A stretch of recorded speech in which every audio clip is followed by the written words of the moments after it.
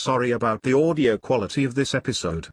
It sounded fine as we were recording, but for some unknown reason it now sounds like doo-doo. But we didn't want to just chuck this episode, so that's what this disclaimer is for.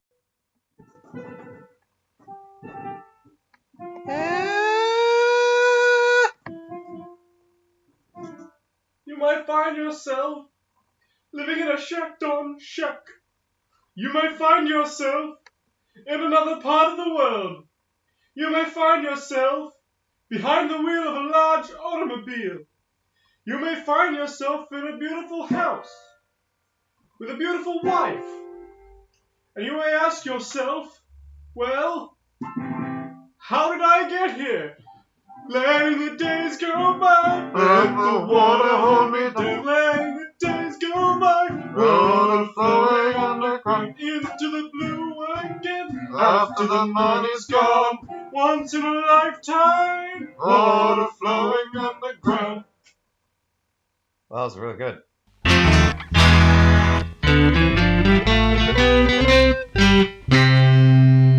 Hello everybody, and welcome to the Temple of the Uncles podcast. Hi, who are you? I am Vincento Vincenzo. Vincentio Vincenzo, is that? Yes. That's the moniker that you've adopted. That's my name, I was born with it. Oh, right, yes, because I can see by the little hand gesture, the little thumb against index and middle finger rubbing together, and you shake at the wrist. That you're from Italy, are you? Yes, very good. You've communicated your Yes. nationality And now, through an audio medium with a hand gesture. and yes, I would like to tell everybody that this is a good podcast, and I very like it. I will now leave, and I will introduce the actual guest. I'm so glad to know that that Vincenzo Vincentio endorses our podcast. Bitch. How's it going, my man? I'm good. Look, you just missed. Did I just miss world famous Vincentio Vincenzo? Yeah, world famous Italian Man. Italian porn star Vincenzo Vincenzio. I didn't know he was in porn. I guess you watched a lot of that, so you would know exactly who he is. He's prolific. Prolific? Yeah, his name is Prophallic? His name is the Bologna. The big baloney? Yeah. Mamma mia, Papa Pia, give me that big baloney. Yeah. That's his catchphrase. That's a memorable catchphrase. Yeah. I wonder if we'll remember the exact words of it at the end of the podcast. I mean, ask me any day of the week. If you say to me, Ben, what is Vincenzo Vincenzio's what's catchphrase? His name? What's his name? Vincenzo No? Vincenzio. I think you said something completely different every single time you His said name his is Antonio Margheriti. Antonio Margheriti. I can hear the music in the sound of his voice. Hello everybody, welcome to the Temporary Uncles podcast. I'm Uncle Number One. Fucko, what are you doing in my house, Marx? And we will be talking about Avengers Endgame today, as you can tell by the title of today's episode. The episode where we talk about Avengers Endgame. Is that what we're going to call it? We've decided already. Yeah, because it's been like a month since that movie came out, and I wanted to record a podcast basically the day after we saw it, but we couldn't because your fucking recording interface broke. Yeah, my magic box got it decided to stop working, and I don't know exactly why it decided to stop working because I used it and then I packed it away, and then when I brought it out again, I couldn't plug all the things in that I needed to, and I had a look, and there were some pins that were a bit bent out. And so, I think two things that probably would have come out in May, but didn't, this and the new episode of a certain web series, probably would have come out in May, but now they will come out in June, which is fine. But yeah, so we wanted to record this a while ago, but we didn't, and now we are. So, Avengers Endgame, what did you think of the movie? It didn't change my life. No, I thought it was good, but I've seen it twice. I didn't see it a third time after you and I saw it. Mm. But I liked it. It was good. I thought that number 3 was better. Yeah, I think Avengers Infinity War definitely my favorite out of all the Avengers movies. Like, the Avengers films don't mean the same thing to me as they do to Nick. So, like, I've seen all the Avengers films, all the ones that have Avengers in the title. Yeah. And, the first one was a fun summer blockbuster. The second one was the sequel to that. Yeah. The third one was something that I didn't see for ages and decided to watch in order to be able to see the final one that everyone was losing their shit over. Yeah. And ultimately, yeah, I think that the third one had the most cinematic weight. Like, I sort of watched it and felt like I cared about what the plot was, even though I generally don't give a shit about what's going on. But, like, having seen Thanos for the first time and being introduced to him, I understood what he was on about. I think that he was an interesting character. I got what his motive was. He wasn't just like, hi, I'm the big bad, I'm going to kill you because I'm bad. He went, look, I've got this philosophical outlook, I've seen some bad shit happen, I want to try and rectify that. And there are a whole host of people that are really not okay with his plan to murder a whole just swaths of sentient life forms because he deemed it to be proper. The right way. He had this weird altruistic outlook. Yeah. So he thought that he was the only one to maintain balance. He was doing everyone a favor. It didn't help that they made it in the movies that he is the only person who can hold all the Infinity Stones. I feel like they've made the Infinity Stones more powerful in the movies than they have been in the comics, because plenty of people have held the Infinity Stones and not died in the comics, unlike in the movies. Because I suppose the idea is that the weight of the problem of the Infinity Stones is not just, oh well, Purple Shrek has got the big weapon, so if we get the big weapon we win, because they go, well, the big weapon is really dangerous and only you've got to be big like Purple Shrek in order to wield it. Yeah. And otherwise it might kill you if you were, say, a man in his 40s. Yeah. Well, is Tony Stark supposed to be in his 40s? I thought he was supposed to be about the same age as Robert Downey Jr. himself. Well, how old is he? What, 50 now? He's like 50 something. Yeah. Okay. Well, yeah, a middle-aged man. Yeah. Yeah, I actually thought that was definitely one of the better parts of Endgame. I thought that they'd done so, but just in case you haven't, spoiler alert for the entire movie, we're not going to restrain ourselves. We'll just go off like we're talking to people who have seen the movie. So if you haven't, well, go see it and then listen to this again.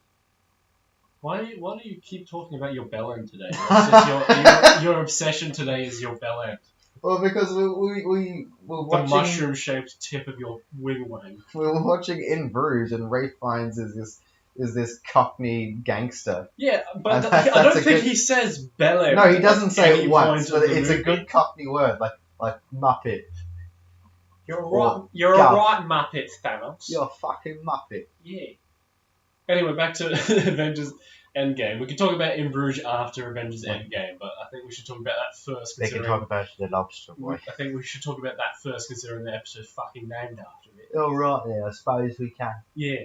So I thought they had done a lot of things in that movie really well, but there was the point from once the title card that says 5 years later turns up, the movie's very tonally inconsistent up until around the point where they actually start the time heist, like they actually go into the quantum realm. Yeah. Because once that happens, the movie's right. It's perfect for me the rest of the way through, for the majority of it. But yeah, there are definitely points throughout that whole section of the movie that felt just kind of on and off. Like there were some really cool parts, like Ant-Man's subplot. I liked the whole Doc Hulk thing going on. The whole Bruce Hulk thing that they were doing.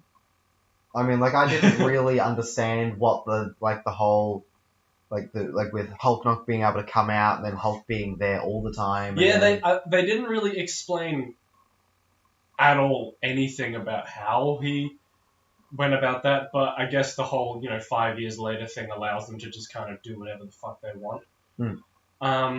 But yeah, but then there was the whole Fat Thor. I was really not a fan of that. It just wasn't that good. I didn't think that they had to do that. Well, they could have, but the worst part was they turned his depression, his PTSD, his whole him blaming himself for the death of half the universe thing into a jerk. Like they had perfect. They had it perfect in the first 15 minutes of the movie, where Thor was this brooding kind of they had him all depressed and they had him the characterization that made sense. And then they had him become like a depressed alcoholic recluse. I felt they kind of sidelined Thor for most of the film just because he was like, oh, he's going to turn up and be fat now. Well, yeah, and I guess they just presence. did that because, he's this huge, powerful guy. How do we kind of not make him the forefront of the movie? Oh, I know, make him the Big Lebowski. There is a bit of dooderism. Yeah, I just thought that they could have done that better, especially and in fact they could have done Fat Thor and not have him as fat as he was. Well, what I thought they were going to do, and this is just in my mind while I was watching the film, I thought that you were going to turn up to, he was going to be, sad for a bit and be an alcoholic, and then they go to his house in wherever the fuck he lives now, in New Zealand, and he's going to be Fat Thor for 15 minutes, and then he's going to come back to the Avengers, and then in the next scene he's going to look perfectly fine. He's going to go back to being chiseled Chris Hemsworth, and then he's going to fight. I will give them props for sticking with the Fat Thor, just because so many movies would just do that, have him go back to being fit. I thought that would be funnier. I thought that would be better. I just didn't think it was necessary at all to have him fat, and it just kind of his whole it's the whole. It's not the fact that he's fat that I'm annoyed at. Yes, it kind of ruins his image for most of the movie, making him look like a dirty hippie, which just kind of looks stupid. But I do like the look that he had at the end of the movie, where he was all like Norse god. Like, he really did look like an Odin-style Norse god. Because his beard was longer. His beard was longer, and the fatness kind of made him look like Odin. But other than that, the fat kind of just was distracting for most of the time. It felt like he became a wet blanket on the film, because it wasn't like, okay, he's going to be a bit broody and now he's going to be reticent to sort of try some things, he's going to have some trust issues in himself. It was just sort of... Pardon the intrusion. This bit was cut out because the boys were interrupted while recording. But anyway, I just thought that Fat Thor was distracting for most of it, and I didn't like the fact that they turned his depression into a joke. They could have gone with Fat Thor and played it seriously, and played it that he's let himself go and that he's ruined his life. But they played it off as comic relief, and he was used as comic relief for a large portion of that section of the film. Well, because it's a 3-hour film, and every 20 minutes they bring him back in and go, he's gonna be, Thor's gonna whinge. This is the scene where Thor whinges. Yeah. And they keep doing it. It just goes on too long. So if they had, a bit at the start where he was a real mess, and they go, he's a fat, I thought he was muscular. Yeah. And then they just sort of made his character a little different for the rest of the film, as opposed to just being, okay, it's about time for Thor to whinge, great. Do that for 5 minutes. And the one scene that they actually had Korg in it just felt so forced. I thought that Korg is the New Zealand guy. He's the big rock monster. He's the guy voiced by Taika Waititi. Yeah, he's the rock monster who was playing Fortnite. Ugh! And so that's one of the things that whole scene of Hulk trying to convince Thor to get, it was probably the worst scene in the movie because of the turning Thor's depression into a joke, the really just honestly poor writing of the scene, the Rock Golem playing Fortnite, the fucking Fortnite reference. In the next scene, Hulk dabs. Yeah, well no, Hulk dabbed beforehand, but at least Hulk dabbing was played off as cringy. Like they made sure that you knew he's out of touch. He's like a dad. Yeah, exactly. They didn't pull it off as Hulk being cool. They played it off as him trying too hard to appeal to his young fans. Yeah. And it worked. I thought it was kind of funny. Would you regard the playing of Fortnite in the film to be pretty epic? Well, I thought that the playing of Fortnite in the film was very much a forced product placement. Considering the movie takes place 5 years in the future, and after half the world has disappeared, people are still playing Fortnite, apparently. That never really struck me. I was just so sort of taken aback by the fact that hey, look at what. Well, yeah, exactly. That too. It's hey, look, Fortnite. Aren't we up to the times? Even though we made this movie pretty much a year after Fortnite was really relevant. It was like, okay, there are 3.5 billion less people here, and also online games are still going on. With this one game that was released, 6 years ago in the chronology of this film is still being played by people. Yeah. I didn't even bring that into my mind that was going to be. No, well, yeah, that's just when you think about it more. On the surface, it's just a forced product placement. It's distracting. Yeah, exactly. Much like most of Fat Thor, like, just distracting. It's an eyesore. Yeah. Because, like, yeah, you think about it and you're like, oh yeah, he's fat now, and I'm going to be thinking about the fact that he's fat instead of actually paying attention to what he's saying. Or paying attention to his character arc, which has been turned into a joke. Maybe that's it. Is they can have a couple scenes in there that are kind of a bit weak on the writing because everyone's just sort of going, oh. Well, I thought like if they wanted to do that kind of scene, they shouldn't have had Korg and Meek there. They could have had Thor just kind of brooding it up by himself. Korg is always going to be played for comic relief. He's a comic relief character. He's funny. He's well done, and he's Taika Waititi, so he's funny. But they could have had him maybe on the outside. He could have just been helping out the other Asgardians and shit. And they could have asked, hey, you know where Thor is? Oh yeah, Thor's up in that bug house. But yeah, I think that's enough of complaining about Fat Thor. So with the rest of the movie, like, there were elements of it where I went, this is really intriguing. I like the idea that they're exploring. So with the whole, where they spend about 15 minutes exploring the world where there are half as many people. Yeah. And then the Captain America's running this support group, and the streets look all empty, and I'm like, okay, I like this sort of after Thanos Earth. And I really like that they used Ant-Man as a way of explaining the world to the audience instead of just, oh well, yeah. Since it's been 5 years, blah blah blah blah, exposition. Because Ant-Man doesn't know, so Ant-Man's they gotta find out. They used Ant-Man as a way of finding out these things. They used him as an audience surrogate for these scenes, which was really well done. Well, they teach us by teaching Ant-Man. Exactly. Instead of just, as you know, which is like the worst way to start a sentence that is just an exposition dump. The best way to do exposition dumps is by teaching a character who doesn't know. But not just standing there and reading the script. Yeah, and that scene where Ant-Man is walking around just felt really cool. I think I'll give the movie like a 8.5 out of 10, I think, because I really liked Infinity War. That's a 9.5 out of 10 for me. But one thing I will say is that it didn't feel like 3 hours. It definitely went by very, very, I wouldn't say quickly, but it definitely didn't drag. I would say. I didn't feel like I was sitting down watching a movie for 3 hours. I felt like I was watching a movie and I didn't care how long it was. You definitely there are certainly shorter films that feel like molasses. Oh, yeah. But, this one wasn't like it still was a long movie. Oh, yeah. But I wasn't sort of going, oh, is it over? And it didn't, I think the reason why it didn't feel dragging at all is because it had so much plot that I had to get through. Yeah, well, there were so many things. It wasn't just like, okay, we've got 20 scenes and they all go for 15 minutes. Yeah. It was just sort of, we've got 100 different scenes and they all have something else going on. Exactly. So even if you did get bored, the scene's going to change in half a minute anyway. Yeah. It's going somewhere else, so, yeah.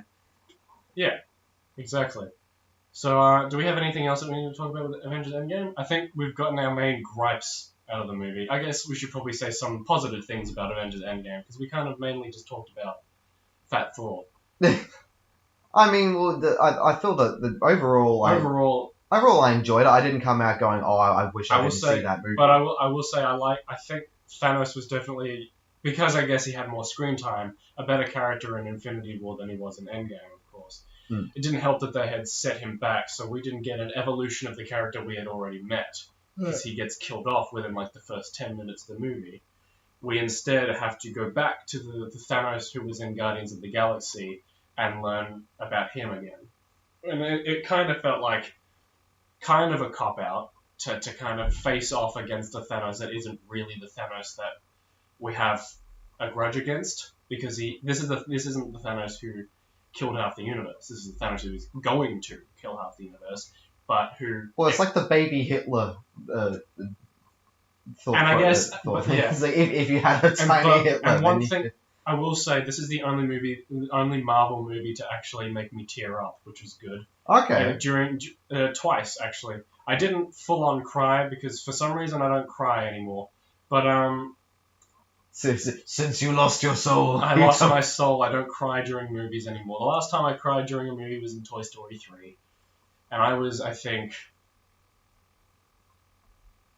When did that movie come out? 2013. I'd been 15 when that came out. So yeah. Okay. That was the last time I cried during a movie. I mean, I'd already seen Toy Story 2, so Toy Story 3 was no surprise to me in any way, so... No, it was the ending. The ending when he gives his toys away.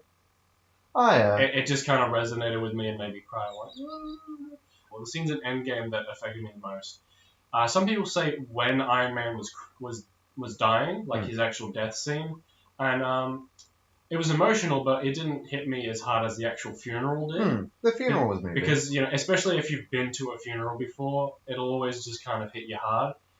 But I don't know, most movie funerals don't do that, but this movie funeral did. I guess it's because it's for Tony Stark, a character who we've known for 10 years. It felt personal because, Yeah, because exactly. of the way that Tony Stark as a character is. He wanted to make it a personal send-off, so he recorded a message and he's like, yeah, look, and it wasn't, you know, this formal church bludge where you go and you read and they read the same passage that you've heard before and you go, ugh. It was like, hey, I'm Tony Stark, I'm dead now. Yeah. And he, you know, it's like, okay, great, well, we're now coming to that.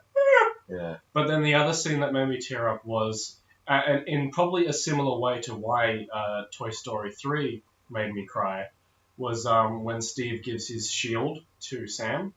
As an old man. Yeah. That the scene when he passes the torch of Captain America on to Sam. That made me tear up as well. Actually, Logan made me tear up too. That's probably the only other movie in cinemas that has made me tear up. But the last movie that made me actually full on cry was Toy Story 3. You poofter. Oh! Speaking of funerals, though, I had seen a really good movie recently called Thunder Road. Okay, So I assume we're done with talking about Infinity War now. Sure. I mean, Endgame. You didn't have anything else you wanted to say about Endgame? Not really. You know, sort of. It was an enjoyable film. I haven't come out the other end different. You know, because there's a lot of build up that I probably haven't seen. And I'm not generally like you invested. watched Infinity War like the night before, pretty much, almost maybe a week. It wasn't that long. But it wasn't like I didn't wait a year for it. Yeah, it was probably a couple of weeks. Yeah. Okay. So. So you didn't have the whole yearly wait after watching Infinity War to see how it was resolved. I wasn't anticipating it. Yeah, exactly. Yeah. Whereas I was. But I'm basically done with the Marvel universe. I'm not really super excited about any of the other, apart from Guardians of the Galaxy 3. Okay. Because I mean, yeah, I'll go see the Black Widow movie because I'm interested to see what they could do for a Black Widow movie. But I'm not really too fussed about the new Spider-Man. Especially because I'm not a huge fan of Tom Holland's Spider-Man. Yeah. He's okay, but he's no Tobey Maguire. And also I'm not a huge fan of him having to be the next Iron Man. Spider-Man's always supposed to be his own thing, whereas I think having to carry on the legacy of Iron Man kind of just feels too much like they're making him a sidekick. I don't know if I missed something at the end of the movie, but it's in the new Spider-Man movie. He's supposed to apparently be carrying the legacy of Iron Man. But why doesn't he just be Spider-Man? If you had seen Spider-Man Homecoming, you'd understand why, because he's basically Iron Man's protege, which is fine. I'm fine with that being their character dynamic, but too many changes have been made to the Spider-Man lore in the Marvel franchise for me to really be that interested in it.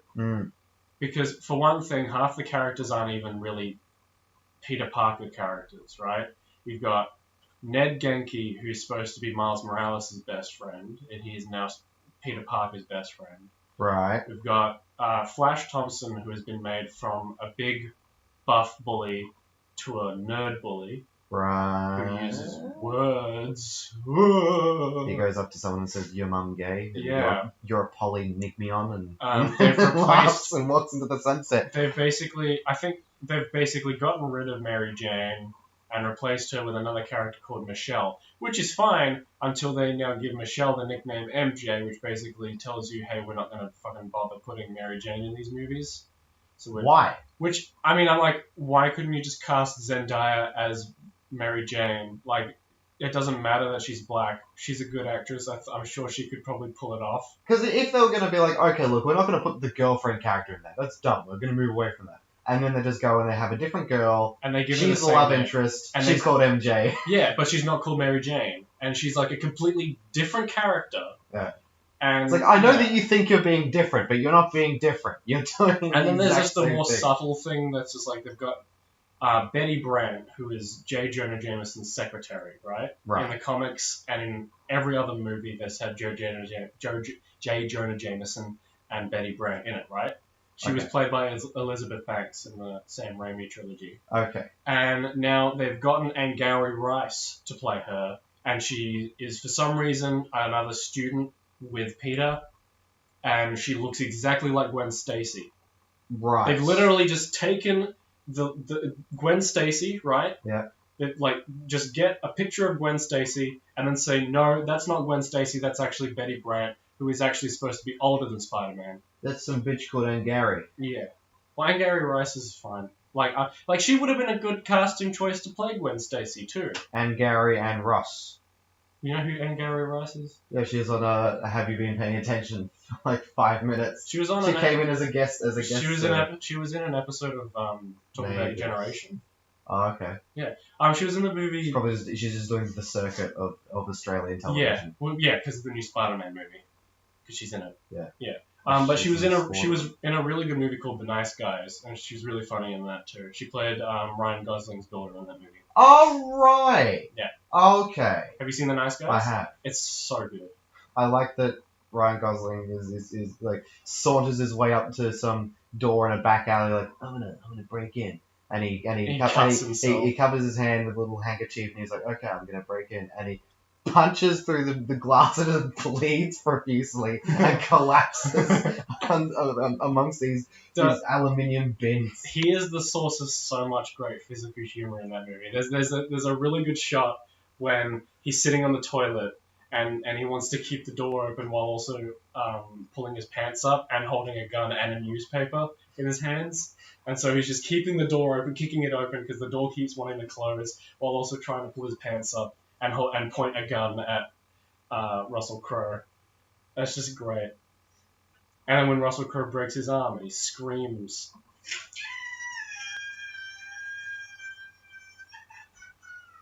That was Ryan Gosling screaming. I mean, yeah, if Russell Crowe snapped your wrist like that, that'd probably hurt. Yeah. I just, it's funny. Ha! He broke his arm. Ha! He's screaming in pain. Ha! He assaulted a man. Yeah. Isn't that funny? Anyway, back to Thunder Road. Obviously, that interested us. Yeah. Well, no, because we started talking about Spider-Man. I have nothing else to say about Spider-Man. And really, I think the only Marvel movies I have left to be that excited about is Guardians of the Galaxy 3. Are they going to continue with the Gamora that doesn't know who Peter Quill is? I don't even fucking know what they're doing anymore. They've kind of fucked the timeline. Yeah, actually, back to Endgame real quick. Did they start writing Guardians 3 before Endgame came out? Okay, Yeah, well then what do they do? Well, yeah, I'm genuinely curious as to what the hell they're going to be doing because I like to think that when Iron Man did like that, all he did was he sent everyone back to their original time. Mm. But I'm thinking, well, Hulk never really told anyone until afterwards that they would have to put the stones back. Right. So Iron Man probably doesn't give a shit about the timeline at that point and just kind of wants to kill Thanos and his army. Mm. Either way, what happens to Gamora? Yeah, because there's another Gamora from 2014 or whatever. Yeah, so there's the comes Gamora in. from 2014 who came to 2023. Because the Gamora that we knew from And the other so- movies was yeeted off a cliff So and not brought back. the 2018 Gamora is dead. Yeah. So, is 2014 Gamora now in the future? which then begs the question, why the fuck do we care? Because there's no real chemistry between her and Star-Lord anymore. Well, not anymore, yeah. Exactly. Is it going to be like a... Like, I'm sure that there have been films where it's like, oh, that one person's lover loses their memory and then they have to learn to love again. Yeah. Are we going to get that movie? But yeah, I just don't think that would be really an idea I care about. I much more care about Star-Lord getting Gamora back if it was the Gamora who was already in love with him. But it's not. Yeah. It's But I'm still other bitch. I'm still curious as to watching the new Guardians of the Galaxy movie because it will be directed and written by James Gunn. So they've allowed that. They've allowed him. He's back on. His condition was that he would have to make the Suicide Squad movie that he is working on beforehand. Gross. Well, no, I think he'll do a really good job with the Suicide Squad. So I'm really looking forward to that. Is it Suicide Squad 2? It's the Suicide Squad. That's what it's called. But it's not a reboot. They're not recasting anyone who needs to be who was in the previous one. But the thing about the Suicide Squad is you don't need to make a story that follows up because it's a team with a shuffling roster. The team members change every time they need to put together the task force. It depends who's in jail at the time. Well, it depends on just who's available. Yeah. And the thing is, because it's James Gunn, I think he'll get away with a lot more of the dark humor. Because I'm hoping he doesn't just make another Guardians of the Galaxy movie with the Suicide Squad. I'm hoping that he goes back to his roots pre-Guardians of the Galaxy and makes a fucked up R-rated a fucked up R-rated like graphic violent comedy, dark comedy movie. Like a Watchmen kind of a dealio. Yeah, but a comedy. Watchmen's not a comedy. Watchmen's like the opposite of a comedy. I remember seeing bits of it, but yeah. Closer to maybe something like Super, which was the movie he made before Guardians of the Galaxy, which is really fucked up and super graphic, and it's like Kick-Ass, but like really graphic and really fucked up. Right. And also more realistic, because story-wise. Kick-Ass, the movie, is considerably less realistic than the actual comic book it's based on, which is like, usually it's the opposite way. I mean, I just remember a bunch of vigilantes going around and beating people up with bits of wood. You know, it was... Yeah. Christopher Mintz-Plasse trying to get it up while he tries to sexually assault someone. That's Kick-Ass too. Anyway, but yeah, no, I think James Gunn will do a really good job with the Suicide Squad. Jim Carrey going off the rails saying war is bad. Especially considering he's cast David Mastelchenian, if that's how you... I don't know how to pronounce his name. What is that? Who is that? Fucking the Armenian guy from Ant-Man. Wait, have you seen Ant-Man? No. No, oh, okay. The Armenian guy. He's friends with Robert Kardashian. I just assume all Armenian people know each other. I don't know how to spell it. David Dastmalchian? Dastmalchian. This guy? Yep, no idea. Oh, okay. No clue. Have you not seen The Dark Knight? Yes. You have? I have. Who is he? There's a scene when Batman's interrogating a guy who just like won't speak. Yeah. He turns up in he's the like room from the shadows. he's like really crazy. Like that? Did he like say Ron Weasley?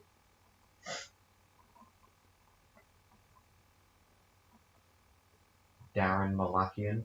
Oh, that guy! Yeah, that guy from The Dark Knight. Yeah. Anyway, he's been cast as Polka Dot Man in The Suicide Squad. What is a Polka Dot Man? Polka Dot Man Tell me. is a D-list Batman villain who I'm really excited to see on the big screen. Is he any lower profile than fucking Boomerang Man?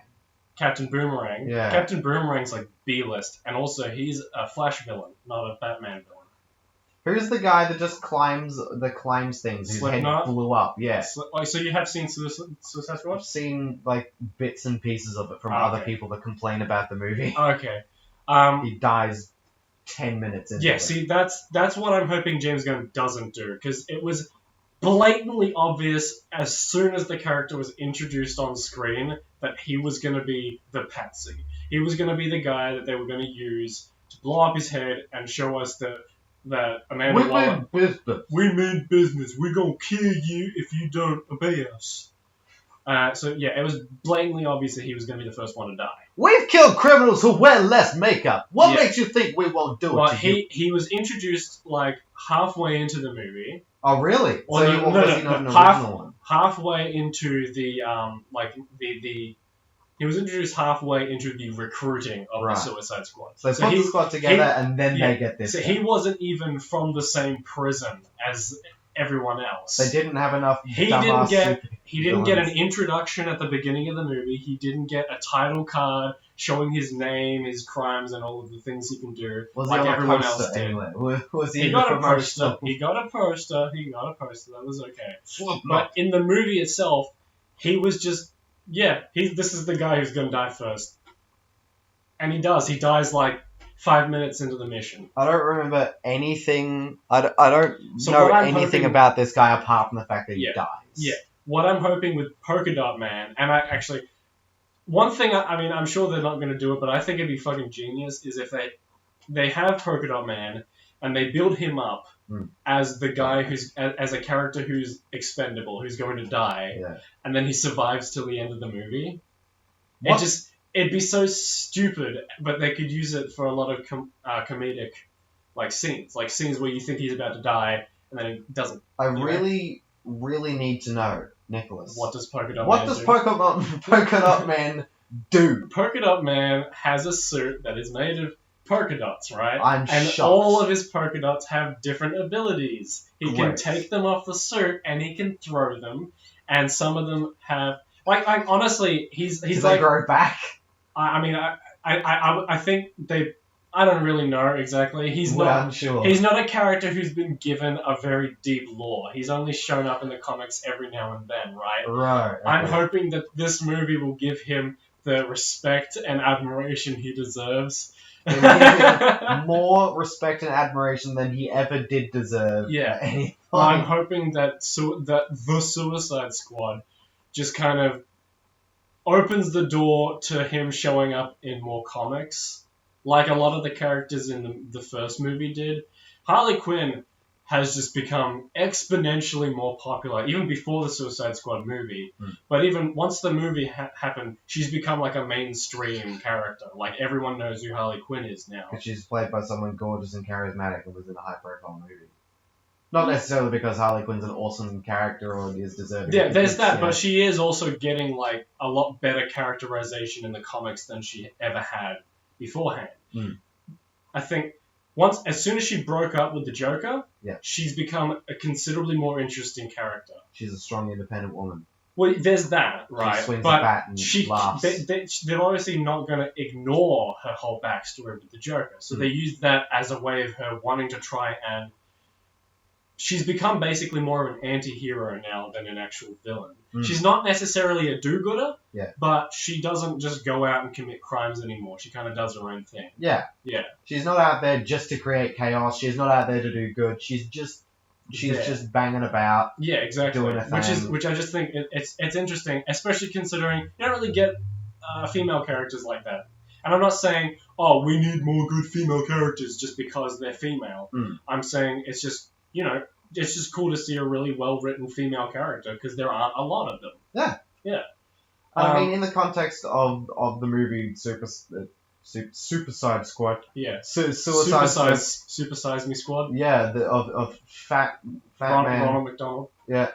Where they fight some fucking interdimensional huge goddess creature, and they go, right, the people that are going to fight her, it's like a guy who shoots well, a guy who throws bendy right angle sticks, and doesn't even do it that much in the movie. Like, he's called Captain Boomerang for a reason, and yet he doesn't really throw a boomerang for most of the movie. He's just Australian in the movie. He's just a drunk Australian. And honestly, I really hope he shows up in the Suicide Squad just so we can actually, get a good Captain Boomerang movie. That doesn't need to be one. We need less. No, I'm not saying give him his own movie. Less campy Australian characters. I'm saying I think Jai Courtney did well with what he had, and I would like to see him do well with a good script. We've had Crocodile Dundee, we've had friggin' Kangaroo Jack. We need to stop, okay? We can't have any more of these things around. It's not good for business. At least he's being played by an Australian actor and not by an American doing a poor Australian accent. Yeah, but they ask him to do a poor Australian accent, even though he's got a he's real putting one. on. Most Australians have like a fake Australian accent. Yeah, it'd be that like they pull out most of the time. if you or I were Captain Boomerang, we just and just spoke like that. Like, yeah, that's not. They want us to go, crikey, mate! Whoa, bonza! I don't think he says crikey once in the movie. Does he describe anything as bonza? No. Does he mention any shrimp? He's a bogan, right? But that's the thing. He's not a stereotypical Australian. He's a bogan. Does which 4X Gold make which are a appearance? kind of person that exists in real life. Yes. Like a redneck, you know? Yeah. People like to point at rednecks and go like, oh, that's a stereotype. You can't do that. You can't put that in your movie. It's a stereotype. But rednecks exist, as do bogans. That's what Captain Boomerang is. So there's like he's a bogan. There's like rednecks, and then there's Larry the Cable Guy, and then there's Australians, and there's Captain Boomerang. Yeah, no, there are Australians, and then there are bogans, and Captain Boomerang fits into the bogan situation. All right.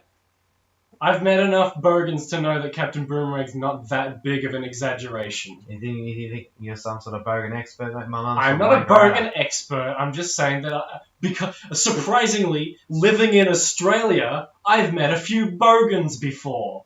Right. Might.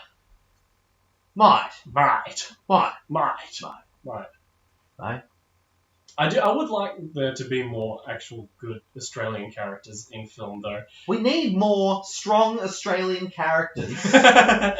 I'm a strong, independent Australian. Yeah, I don't need no New Zealand. I don't need no monarchy. Too many times, productions made in Australia, if they're not a rom-com or like some sort of historical piece, the movie's set in America, even though it's shot in Australia. Yeah. You know? Like Upgrade, for example. A movie made in Melbourne by an Australian crew with an Australian director. Yeah. American cast, American story. Right? Yeah. Not that. The Matrix. All three of them shot in Australia with a predominantly Australian crew. American directors. But a lot of Australian cast members.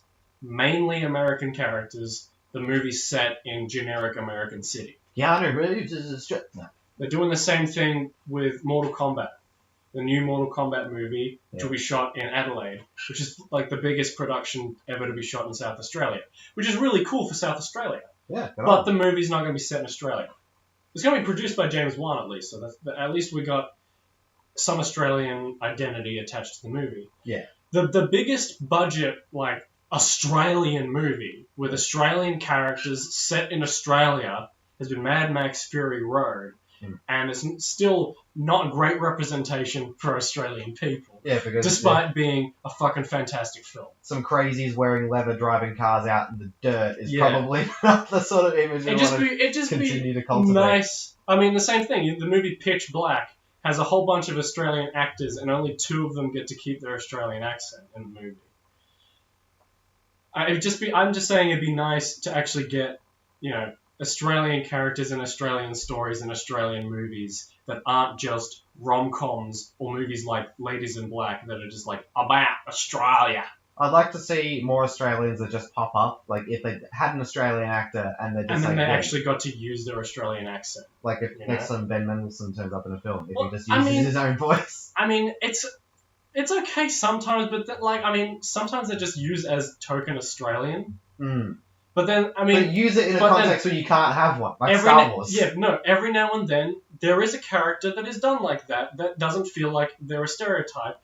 Like, there's a character, I can't remember the name of the actress, but in the Transformers movie, of all movies, actually has an Australian character that doesn't fit into any stereotypes. Oh. Who's there as a researcher for the Pentagon. Oh, that's cool. And I think she's played by... That would actually be weird. Someone like working in the Pentagon being an Australian. She's not working in the Pentagon, but she's working for she's I think a researcher for the Transformers and stuff. Right. She went to Deakin to study transformerology. But yeah, I'm just saying she got to keep her Australian accent and play an Australian character without calling attention to it. And it'd be nice for that to show up a little more in movies. Yeah. But I'm more saying that I'd like to see more big budget Australian movies that aren't set in America. Yeah. You know? So movies like Upgrade would be really cool Mm. if they were actually set in Australia, set in the country that they're made in. Yeah. You know? And I'm hoping that if some miracle I actually do become a filmmaker who people actually watch the movies of, that I can actually make movies set in Australia instead of just making movies in Australia set in America. Yes. You know? Because it will make it cheaper because you live here. You won't have to. Well, go no. there. I'm saying like if by some miracle I become a director working at Warner Brothers, for example. Yeah. Right. I don't just make a movie for Warner Brothers that is set in America, even if I shoot it in Australia. Yeah. I don't want to become one of those Hollywood directors, Australian directors who moves to Hollywood and forgets about Australia. Mm. I want to do that. I want to do the opposite. I want to move to Hollywood. Actually, no, I don't really want to move to Hollywood because there's too many people there already. Yeah. Part of the industry. But I would like to make Hollywood movies, maybe, A real Hollywood movie. that aren't, made or set in America. Yeah. Or at least, just make big budget Australian movies here in Australia. Was The Babadook a big budget movie? No, it's a horror movie. Horror movies don't get big budgets. Even big budget horror movies like It has a budget of $35 million. I mean, big budget in like quotations. Like, did people pay attention to it, or was it just? I think it got a lot of attention when it came out, which is it's annoying because it's an Australian movie with an Australian cast set in America. No, it's not. Is it not? I haven't seen it. I remember seeing all the trailers and stuff, and the characters have American accents. I don't think so. I think it's Okay. because I remember the lead being. Well, it got a lot of attention. There's no way they could convince that kid to do an American accent. Okay. Because he was struggling. I still have yet to see it. I just remember watching the trailer and hearing American accents. Man, or maybe there was an American release trailer. It was like this summer. Maybe they I know. dubbed over it. Oh no, honey! Don't break the window. Oh, Is that your American accent? No, that's how she sounds. That's her. Okay. She's an Australian. I'm looking forward to the direct. I do need to watch the Babadook, but I'm looking forward to another movie from the director of the Babadook coming out called The Nightingale. Okay. Or I think it's just called. I can't remember if it's called The Nightingale or just Nightingale, but it actually is the kind of movie I'm looking for. I'm looking for. It's an Australian movie with an Australian production, Australian cast members, Australian crew members, and it's an Australian story. It's set in the outback in like around about the time of the bloody Salem witch trials, but in the Australian outback. Right. And it just looks. It basically, the movie The Witch. You've heard of it? The VVITCH. Yeah, that one. Yeah. It kind of looks like that kind of aesthetic and that kind of movie. But no trees. But in the Australian outback. Only dust. The outback. Does that not have lots of trees? I mean, that we've got The some bush. part. Should The bush. Should I say the different. bush? Yeah. Okay. In the bush. The Australian bush. In the bush, I know you're on about. That kind of Bush. place. Okay. That's where we grow our blue I onions. assumed that the outback just included the bush. Oh, because I was thinking like the Red Center, where there's no, only dust. No. It's set in like an Australian forest or something. In the bush. Oh yeah. Yeah. Out in. Yeah. Out whoop whoop. And yeah, but it looks really interesting, and it looks like a good horror movie as well. It doesn't just look like, it looks like a good movie because it's Australian. It also just looks like a good horror movie. And also, Australian. Also, it's Australian. Australian. Right. Yeah. They then found the name of the Australian actress in Transformers. Named Steve. Rachel Taylor. That's who it is. Rachel Taylor. Rachel Taylor. Who was that? Oh yeah. Yeah. I recognise her face. She was in Red Dog. That's it. That's what you'd probably recognise her most. I have seen Red Dog. Yeah, Red Dog. That's a see that's a good Australian movie. But Full of it is bones. also, yeah, exactly. See, the thing is, all the Australian movies that get big are movies like Red Dog or Crocodile Dundee. The movies that get big in other countries, I mean. Do other countries know about The Castle? I don't know. The Castle is a seminal Australian film, and we need more movies like The Castle, I think. Yeah. More movies like that. I mean, it'd be great to see more movies like Ladies in Black as well, but we also need more movies like The Castle, that aren't just a cheesy rom-com, and that actually are a well-written comedy with Australian characters. You know? It just feels like you can't make it in any other country, you know? When you watch The Castle, it doesn't feel like you could remake the movie in America and still have it be the same kind of story, you know? Oh, well, it would be different because the people would be different. The culture would be different. Yeah, exactly. The movie is uniquely Australian.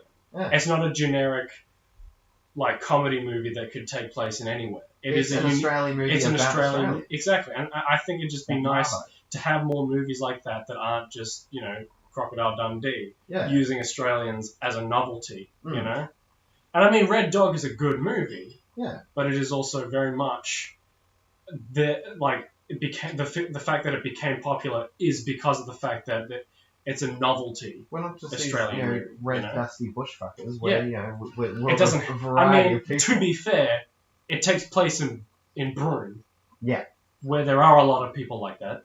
Well, that's Broome. That's Broome. Yeah. You know? So, you know, when you set a movie in Broome, it's going to be like Red Dog. Yeah. And I'm not saying don't make movies in Broome, because that would be, you know, anti-Broome. I mean, it'd be like Which if you filmed a movie in the Appalachian Mountains, like, oh, there's a few too many country folk around here. Yeah, well, exactly. that's the area. Yeah. So I'm not saying that Red Dog is a novelty. I'm saying Red Dog, it's just the kind of... It's in line with the kind of novelty that's been sold to... When Americans think of Australians, they think of Red Dog. They think of Outback Steakhouse. Yeah.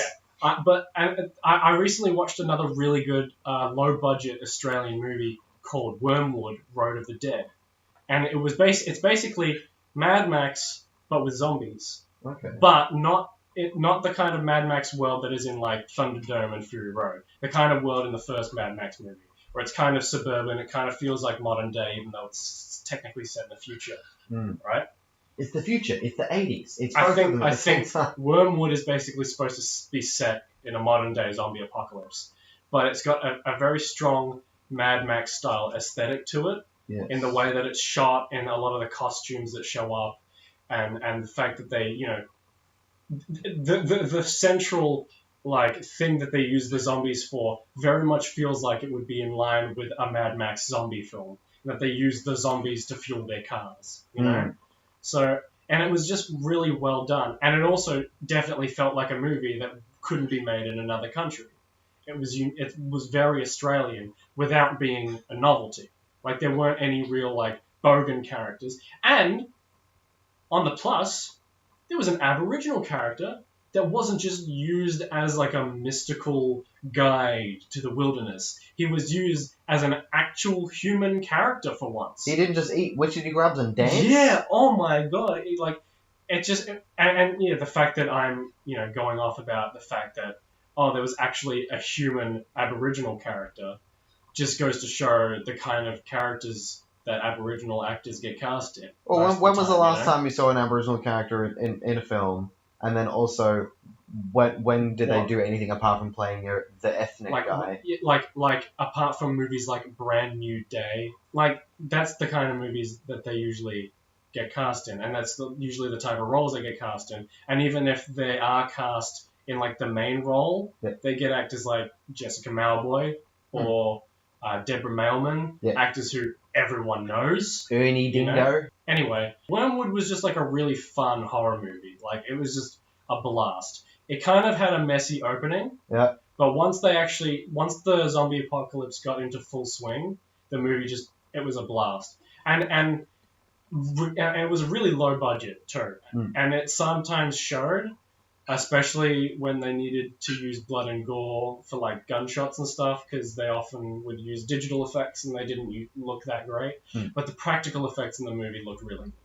Oh, well, that's always good. Yeah. Good practical effects tend to age well. Yeah. So I was talking about Thunder Road earlier. Yep. Back on the track of low budget movies. Thunder Road was really low budget, I think.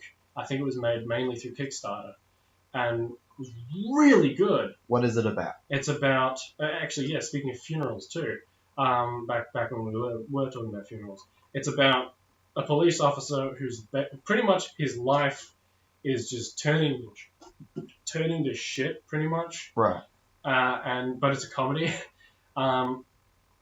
His mum has just passed away. The movie opens with her funeral, in this brilliant, like 12, 15-minute long take, Mm. which is a recreation of the short film that the movie's based on. And then he's also going through a divorce, and because of that, he's losing his kid, and now he's kind of just becoming horrible, and so then loses his job, and so he's pretty much losing everything in his life, but also trying not to be the worst kind of person he can be. He's trying his best to make the best of the situation, but the situation is unrelentingly trying to be the worst. And it's just genuinely a really moving movie. And the movie is written, directed, produced, edited, and starring the main guy, Jim Cummings. Right. And unlike The Room, it's really good. Okay. This movie shows a lot of talent, and from both the directing standpoint and the acting standpoint of the main guy, is fantastic. And the ending of the movie, I choked up a little, but unfortunately didn't tear up. It was really good. I went and saw it with my friend Jack Morrow because we had seen the short film back in 2016 when we were in year 12. Because I think the short film became kind of viral a little bit. Right. Not super viral, but enough as viral as a low budget short film kind of can be. It went around like the indie film festival circuit, and then he uploaded it to Vimeo for anyone to watch. And it was just really good short film. It was really cool to watch him remake the short film in this movie, and then expand on it with this like branching story, and it just felt really cool. Yeah, I really enjoy it, and I highly recommend everyone to if they can go see Thunder Road, be it streaming, if it's in a cinema near you, which it probably isn't, unfortunately. Maybe it'll come out on Blu-ray. I highly recommend you support this movie because, Jim Cummings just needs to make more movies immediately. Another movie I saw, which wasn't as fantastic, was Extremely Wicked, Shockingly Evil and Vile. The Ted Bundy film. The Ted Bundy film. I actually remembered to write down something for the movie so I wouldn't have to rack my brain to try and remember it, because it was like a month ago that I watched it. I watched it pretty much the weekend it came out on Netflix. And it was originally going to be a movie that came out in theaters until Netflix bought it, which basically shows you the quality of film that it is, in that the studio didn't want to bother distributing it anymore. So this is what I wrote. I said, it's like how Wolf of Wall Street is shown from the perspective of Jordan Belfort. And that movie is showing everything through the eyes of a crazy rich addict. Yeah. And it's done really well because of showing it through his eyes. They use all the filmmaking tools they can to show his life as both good and bad, right? So it's from the perspective of Ted. So the movie is mainly shown through the perspective of Ted and his ex-wife, or ex-fiancée. Right. But unfortunately, unlike Wolf of Wall Street, this movie really forgets to condemn Ted Bundy. So you feel that at the end people might come away going, wow, Ted was a cool guy.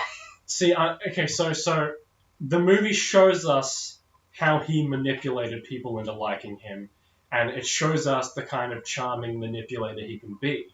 And unfortunately, it feels like he manipulated the director into showing him in a more positive light than he deserved to be. The movie kind of plays off, because of the fact that it's played from his perspective, it kind of plays off a did he, didn't he kind of thing, which is pointless because it's based on a true story and we know that he did. And because we know that he did, it makes it hard to watch this movie and kind of connect to his character the way I think the filmmaker wants us to. Right. Because we know that he's a fucking crazy person who killed like 30 plus women. We're going into this film knowing this is the murderer, Ted Bundy. We're shown, near the end of the movie, snippets of him committing a single crime. Yeah. And the closest during the movie that we get to seeing him being a shitty person is when he escapes the courtroom and tries to like be reclusive about it. then he gets caught again. And the movie tries to show us Ted Bundy being a good guy kind of thing, being like he doesn't know, he's really trying to convince people that he didn't do anything, right? And I think the movie's trying to make him convince us that he didn't do anything. And it would be good if they used that as a way of trying to manipulate the audience, or trying to show the audience what kind of manipulator he was, right? So if they used the movie being told from his perspective as a way of showing what kind of person he is, and that he is awful, but also a really skilled manipulator, the movie would have been a lot better than it turned out to be. I mean, Zac Efron delivered a great performance. I think he did a terrific job as Ted Bundy. He did a terrific job as Ted Bundy trying to manipulate people into thinking that he didn't do anything. But unfortunately, the movie, I think, tries too hard to be Ted Bundy telling us that he didn't do anything. Right. Do you understand what I'm saying? Yeah. So, okay. So because it was so strange that during the proceedings of his trial that there were people writing him and people coming out saying, "I love Ted." And Ted's they great. show that in a positive light in this movie. And I think that it's important to portray, darker figures and and to challenge your perception of them, because it's easy to just go, "Oh, they're the bad guy, that's the end of story." Yeah. To go, well, also, there was another part to his image. But then, at the end of the film, you can sort of go, right, is it clever to portray Ted Bundy in a positive light as an irony to some of the weird shit going on in his trial, or is that inappropriate? Yeah. And is that missing the point? I think that kind of a approach to a movie about a serial killer, it's a very interesting approach. It is definitely something that will be very intriguing to watch, were it not a movie about a real person. Because then it feels a little irreverent. And I think that kind of approach to a movie about a serial killer would have worked considerably better if it were maybe a character piece of a fictional serial killer. Something along the lines of Henry, Portrait of a Serial Killer. Right. Which is a movie about a fictional serial killer, but delves very deeply into his mind as if he were a real person. Right? And I think, at the end of the day, while the movie takes a very unique approach to the serial killer biopic, which isn't a genre I expected to be a thing with more than one movie in it. This isn't even the first Ted Bundy biopic, by the way. Really? How many of it? There's another movie made in 2004 called Ted Bundy. No good? I've heard it's awful. Okay. But, it's a very interesting way to do the movie about Ted Bundy, but unfortunately I do think that it was a bit disrespectful. Okay, well, so because it was real, there's no element of whodunit, because we know whodunit. For example, in the scene where he escapes from prison, it's shown from from a filmmaking point of view. It's shown from a way that is it's made to make the audience root for him and want him to escape from prison, regardless of what the audience thinks of the character. That is undeniably the approach that they took to making that scene. Because he's the protagonist. If you were to watch that scene isolated from the rest of the movie, you would expect it's that he was actually wrongly convicted, and that he was so for example, if you were to watch this movie without knowing a single thing about Ted Bundy, it's a really interesting character piece about a man who was wrongly convicted. Until the plot twist at the end of the movie where we find out he actually did commit the crimes. Which would be a really good idea if it were a fictional character. So if this guy were Andy Dufresne, it'd be like, okay, interesting film, great. Did he do it, did he not? We don't know. Exactly. Let's watch him dig through the wall and come out of the sewer pipe. Exactly. But it's Ted Bundy. He did it. Him running away from court is a murderer running away from court. Exactly. So that's the Ted Bundy movie. I also saw Detective Pikachu. I thought it was really good. Finally, we got a genuinely really good video game movie.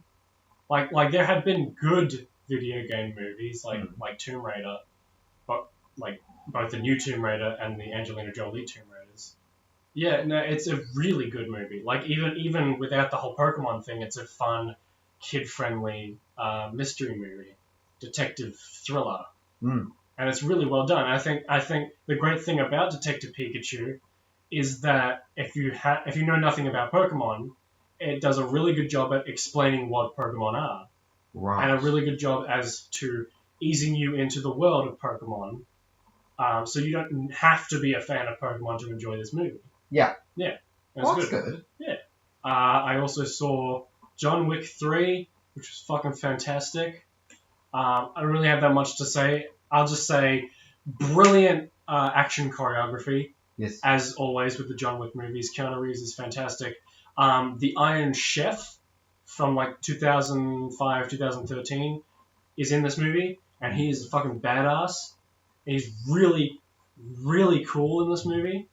The best thing is he's probably like the closest thing the John Wick series has had to a comic relief character. Because like this movie, unlike the other John Wick movies, which do have a sense of humor, this movie has a bit more of a sense of humor than the other ones, but it doesn't take away from the seriousness or the graphicness of the actual movie. Right. Like there are some characters that are a bit more funny, and there are a lot more moments in this movie that are that would get a rise, especially out of John Wick fans. But it doesn't just detract from the movie at all, like a lot of Marvel movies do. Incoming spoilers for the movie Brightburn. I also saw Brightburn with my friend Chris. There were me and him, and then there were only 2 other people in the cinema. Yeah. What cinema were you in? Village Cinemas. Okay, It was like 4 p.m. on a Friday. Oh, okay. And the cinema was basically empty apart from me and Chris and 2 other people. I think they were a couple on a date, because, people take dates to horror movies. Because they touch. Yes. But, like, this didn't feel like the kind of horror movie you'd take a date to, But, like, Brightburn was such a good concept. Yeah. And it had interesting execution. And I really liked the horror elements. The horror elements of the movie were really well done. And I think, for the most part, I quite enjoyed the movie. But the central conflict felt completely forced. Okay. The movie... So the great thing about Man of Steel, right, is that the movie focuses on Clark's choice to become a hero. Right. With his great power. Yes.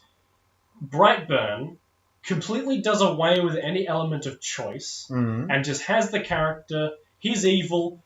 Because I guess he's an alien. Because he's the bad guy, so you have to fight him. So instead of... There's no motive, there's no... Yeah, so the kid, instead of becoming evil through trial and error, through wanting to be a hero and it not working out, or maybe bullies and stuff like that, things that happen to school shooters, become really just overbearing for him, and he hates his life, and he becomes... an evil Superman. Yeah, this person wants money, or they want power, or they want revenge. Instead, he, in the middle of it, is just brainwashed by the ship that he came to Earth in, and now he's evil. That sounds dumb. Exactly. That doesn't sound like it's going. It could have been a subversion of the coming-of-age superhero movie. And instead, they're just like, he evil! Because now being evil doesn't have a direction. Because if it's like, okay, I want to take over the world. Now it's just a slasher movie with an evil Superboy. Yeah, because if you go, right, whether it's they want to take over the world, or they want to kill someone for revenge, or they want money, you can go, right, well, there is a big bad at the end here that they've got to kill or topple over in order to replace or be rid of, and that will be the end of their arc. Because they want to be the president, or they want to get a lot of money, or they want to kill the person they don't like. Yeah. But just being generally bad, if they do a bad thing, it's random. It's just like, well, they did a bad thing because they're bad. It's not that he's brainwashed into doing bad things. It's basically that the ship awakens or something. Maybe it's because he's 12 or, like, I don't know, he's hit a certain age. But the ship awakens. He has his evil mixer. It calls to him, and then it just shoves the evil into him, and then he does with that evil whatever he wants. He just does bad things. But now he is evil instead of being the same kid as before. So it's like Chronicle, where he becomes the bad and he just breaks shit. No, but with Chronicle, he has the choice to become bad. Yeah. He doesn't just become bad because he has superpowers. Seduced by the whole. Exactly. He becomes bad because he gets the powers and he decides to become bad. He doesn't get brainwashed by an alien escape pod that he came to Earth in. So... But, I mean, the movie kind of entertains the concept of choice at the very end of the movie, where he's holding his mum, and he's, like flown up into the sky, and she's, like, convincing him to not drop her, and, like that she loves him and everything. But then he's just like, nah, and he lets her go. There's a bit, actually, there's a bit before that where because she hasn't done anything bad to him yet, she goes up to him, gives him a hug, and she's all nice. And then she's about to stab him with a piece of the ship that he came in, because that's the only substance that can hurt him. Right. And then, he catches her, and that's when he kills everyone. And he brings her up into the sky, and it seems like he might not let her go, and then he lets her go. But it is a really, really well done moment.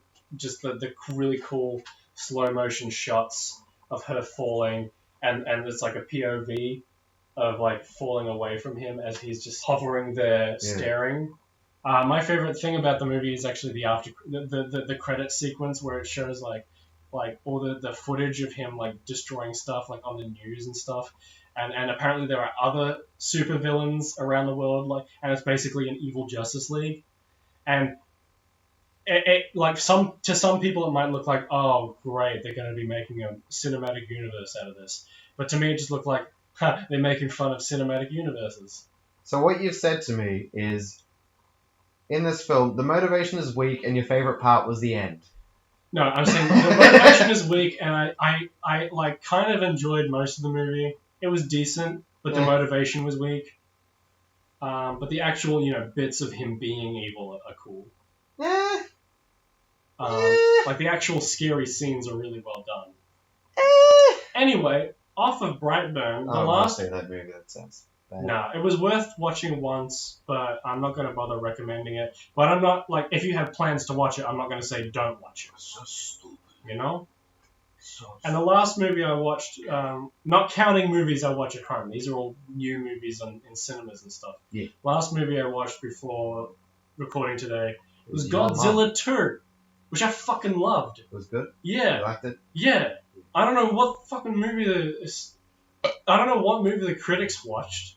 What's it? So Godzilla. The critics not like it. The critics don't like it. So the critics didn't like the first Godzilla movie because not enough Godzilla. Right. Too much human drama. Right. They don't like the new Godzilla. Too much Godzilla. Not enough human drama. They just, I think that, you know what the problem is? Maybe, just maybe, critics don't like Godzilla movies. Maybe they're just being critical. And it might come as a surprise to some of the critics, but these movies aren't made for you. No. These movies are made for people who actually like Godzilla movies. Before I went and saw it, you were saying that you're not going to see it because it only feels like the kind of movie that you'd see in the cinemas once and then never see it again. Yeah. Which is the entire fucking point. Oh, of course. Absolutely. I agree because that's why. You don't not watch this movie in cinemas, Yeah. The whole point of this movie is that it's big, loud, and fucking beautiful, and you have to see it on the biggest, loudest screen you can. Yeah. Right? I will most likely watch it again at home, just because I fucking loved it. But, you can't just say, oh, I'm not going to watch it because I'm not going to go to the cinema and watch this movie that is made to be watched in the cinema because it is made to be watched in the cinema. Because it's the whole point.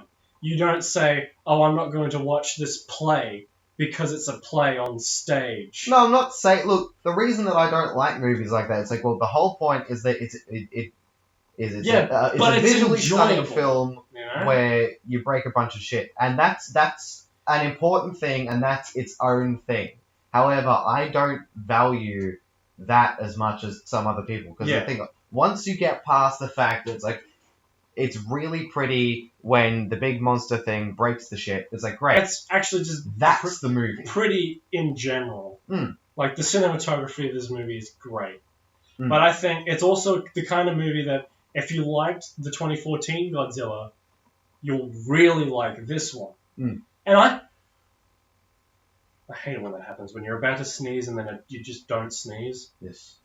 Because you just stop mid-sentence for no reason, because the sneeze didn't come. Makes you sound like a moron. If you actually were to sneeze, then you have the reason to stop talking. Yeah, they go, oh, so he wasn't having a stroke, he was sneezing. Yeah. Instead, you sound like a goobus who lost his train of thought. Exactly. Anyway, I found the human element of the movie done really well. A lot of big movies of things being destroyed, most of the characters just feel like useless bystanders who are only there just so you add a human element to the story, just for the sake of having a human element. So it's not just buildings; it's the people. The people in this movie actually have a stake in the story and actually involve themselves in the story through, albeit a MacGuffin, but a really well implemented MacGuffin anyway. Yes. They have this device called the Orca, which sends basically like echolocation signals to the animals to talk to them, pretty much. Not necessarily have conversations, but to basically communicate. Basically, send threatening signal or send calming signal. Yeah. You know, and of course the bad guys get the Orca and they send threatening signal to all of the big monsters, and they all awaken and start destroying shit. This section was cut out because it's literally just describing the plot of Godzilla 2 King of the Monsters with no added insight. Because Godzilla's a nuclear-powered giant lizard. Of course. Yeah. I mean, because why not? Anyway, Godzilla, good. I really enjoyed it, and I think it was really fun. I'm glad you did. And I'm really looking forward to Kong versus Godzilla coming out next year. Oh. Because I really liked Kong Skull Island, and I think out of the three movies, that's probably the one that you'd like the most. Because it has like genuinely really well done human characters. Oh. I mean, I like the human characters of all of them, but I think Kong Skull Island has the best human characters. Okay. Anyway, just gesture towards me. Anything that you want to talk about? Because I've basically been doing most of the talking. Because you've seen many movies. Yeah, because it's been like a month and a half since the last time we recorded. It's been like an hour and a half, so you just say like In Bruges was good. I like that. Talk about In Bruges because I've seen it. I've actually got a review on my channel. So. Oh really? You already reviewed the movie? Yeah, like 3 years ago. Oh great. So an opinion that is most likely outdated. Oh yeah, you may. Oh. They're unlisted though. So. Do you feel differently about the film now upon watching it again? I can't remember what I just remember really liking the movie because it's good. You have a general remembrance of it being a film you enjoyed. And you went, I'm gonna watch it again, and you did. Yeah. And it was. This is the third time I've seen it. It's really good. So, what do you think of it? I liked it a lot. So, what year was this film made? 2008. 2008. So yeah, Obama would just have been elected, right? So, just to try and contextualize where this is in history. Okay. Obama's got nothing to do with this film. So this movie's not political in any way. Not really, no. So In Bruges, as a short intro to it, is about these two hitmen.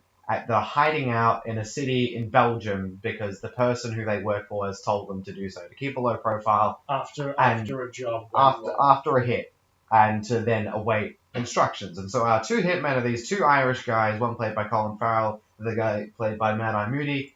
Brendan Gleeson. Yep. And the character that Colin Farrell plays is a guy...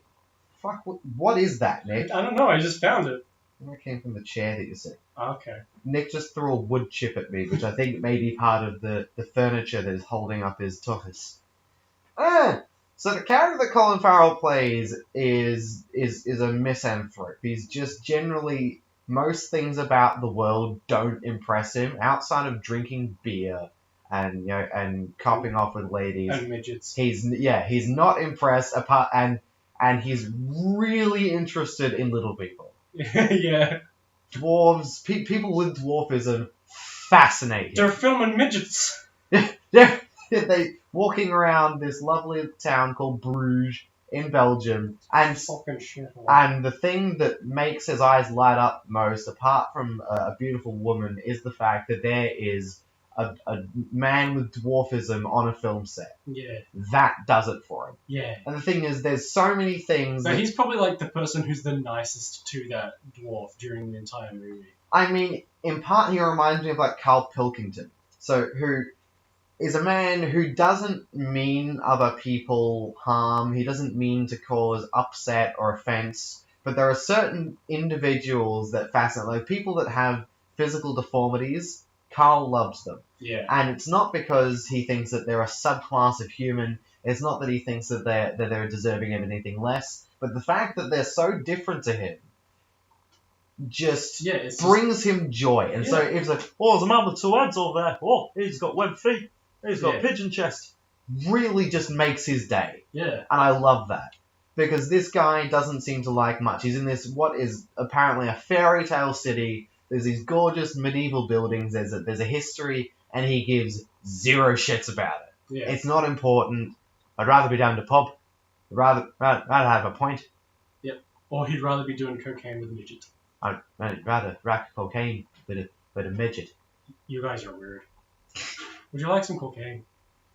And you just get to enjoy the regret that he has for the decisions that he's made, and you get to see him sort of grapple with guilt. And because he's a funny character, and he's a fun guy, and he's got good qualities about him, but he's also done some awful things. And so, like when you look at the Ted Bundy film, where you have a person that is multifaceted, that's done some terrible things. There are people that are no longer alive because of him directly, but also there's more to him than that. Yeah. And so the other guy that works in the other hitman is this weird pseudo father figure, pseudo brother thing, because they both kill people, so they've got that in common. Yeah.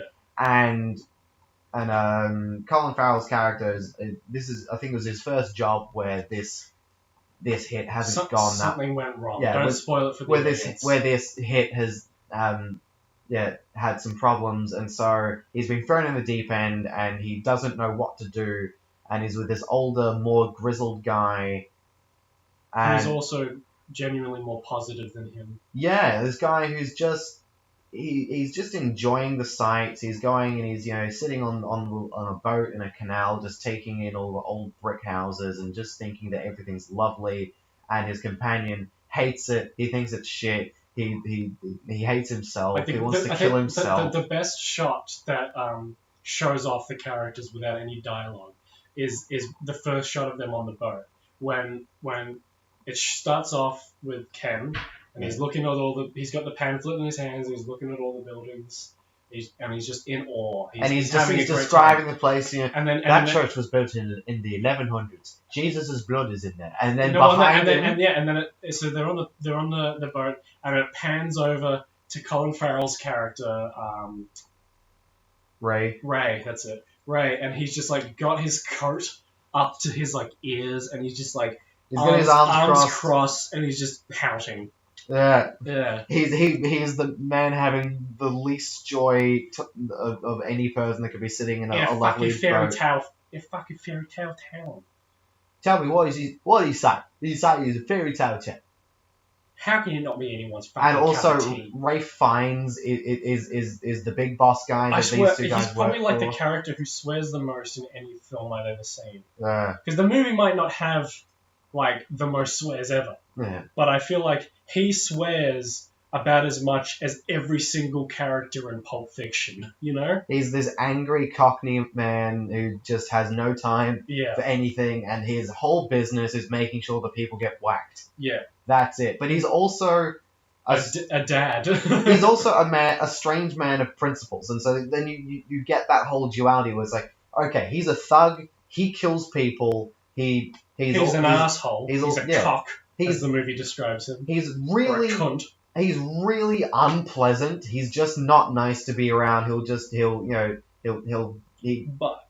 about effing and jeffing, and he'll swear until he's blue in the face, and he'll shoot you and he'll kill you and make sure that But also, he's got some moral fiber and he's got rules. The idea of if you operate dishonorably, then he doesn't want anything to do with you. If you break the rules will break you.